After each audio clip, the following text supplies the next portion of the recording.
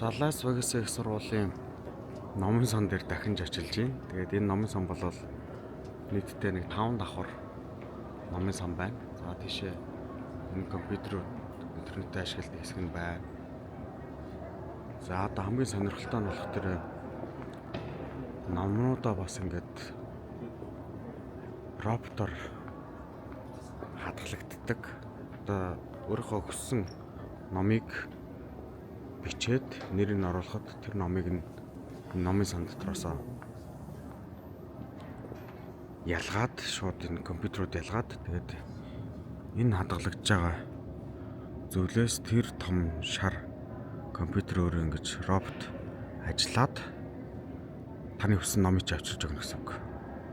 Тэгэхээр автомат удирдлагатай номын сан байна. Америк нэгдсэн улсын Лас Вегас хотын их сургуулийн номын сантаа танилцж байна.